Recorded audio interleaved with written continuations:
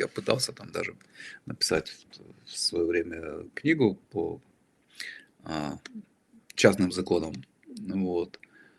Так вот, ну, даже в виде статьи у меня уже как бы давно зрела такая как бы статья с таким заголовком, как «Конституция свободного общества».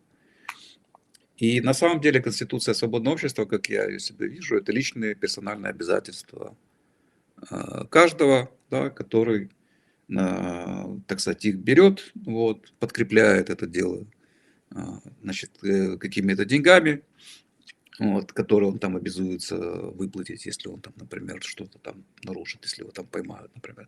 И она, понятное дело, что может иметь какие-то устоявшиеся формы более-менее, а может быть и предметом совершенно свободного творчества. Но главное, чтобы эти документы жили, так сказать, в цифровом виде, то есть это вот ты его в блокчейн там заложил, и оно там как бы на века. Да, и ты вместе со своим вот этим вот аккаунтом, которых у тебя может быть множество на самом деле, вот, можешь на каждый аккаунт понапринимать, заявить себе какую-нибудь конституцию, там, как, ну, собственно говоря, с электронными ящиками там, и так далее, и так далее. Вот.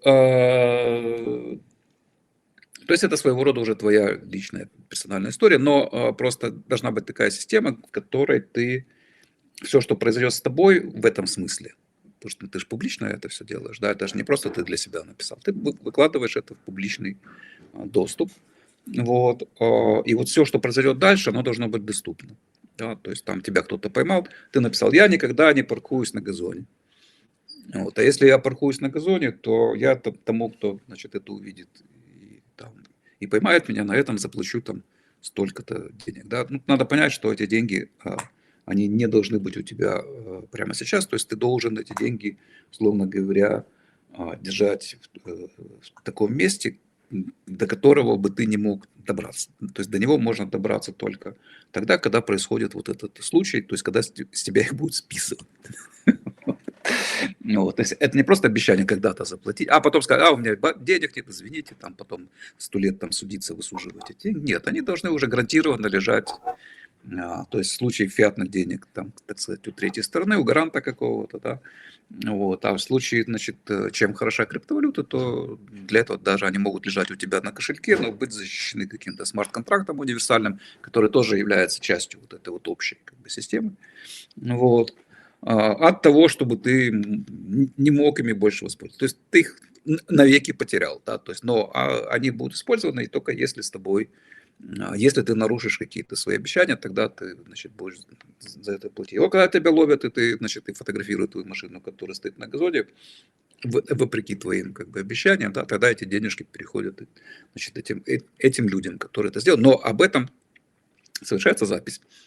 Вот, что вот такой-то чувак, и все, она уже дальше с этим аккаунтом с твоим, она как бы навечно.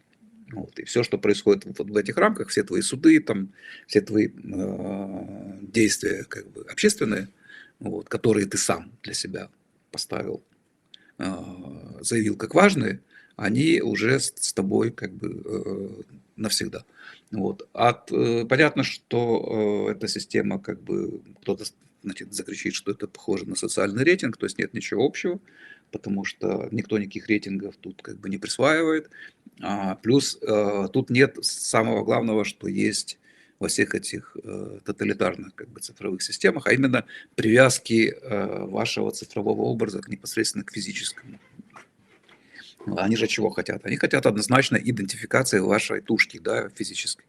И, значит, перенос потом уже идентифицированной тушки в цифровой мир, где вас там будут со всех сторон, значит, колбасить разные уроды, и ваша тушка конкретная будет физически от этого страдать. А здесь, как я сказал, свобода аккаунтов, да, то есть вы там можете хоть 20, хоть 100 иметь этих аккаунтов, которые каждый может жить отдельно свою жизнь, на здоровье. На здоровье. Для обычного права это не имеет никакого значения. Вот. Я, может быть, просто кто-то не помнит, чтобы это понять, надо просто, ну, приведу такой пример, который есть в фильме Дживс и Вустер, вот это еще 20-е годы, да, то есть еще 20-е годы 20-го, пардон, века, ну вот, по-моему, первая даже серия начинается, как его там судят, значит, в суде, вот, за пьяный дебош. Значит, и судят их, значит, там трое этих, его, он и двое его, значит, дружков, значит, Ленин, Маркс и Троцкий. Вот. А судье, в общем-то, все равно, как они себя назвали, какая разница. Вот, значит, эти господа, Ленин, Маркс и Троцкий, там учинили вчера пьяный дебош, поэтому с них штраф 5 фунтов. Но вот он ты, да. То есть ты хоть Ленин, хоть Троцкий, хоть кто, но 5 фунтов ты отдашь. Все. Вот. Поэтому, если существует как бы финансовая ответственность за какие-то действия, то неважно, сколько у вас аккаунтов, вот, неважно, под какой маской вы существуете, но с другой стороны, свобода, как бы, количество этих масок, вот, которые каждый может носить, она гарантирует вас от того, что вас не прижучат, значит, и не централизуют, и не засунут вашу физическую, как бы, тушку в какую-то цифровую, значит, однозначно привязанную к вам вот оболочку, с которой они будут потом поступать так, как им захочется. Вот. Поэтому Конституция это какие-то, понятно, что будут со временем, они будут достаточно унифицироваться, то есть важные вещи останутся, неважные будут уходить. Вот. Вы ее можете, наверное, менять там со временем, но все это должно быть, опять-таки, фиксироваться, да, то есть вы потом поймете, что вы никак не можете не парковаться на газоне. Ну вот, блин, жизнь показала, что, значит, вы с этим обещанием справиться не. Просто уберите его. Все.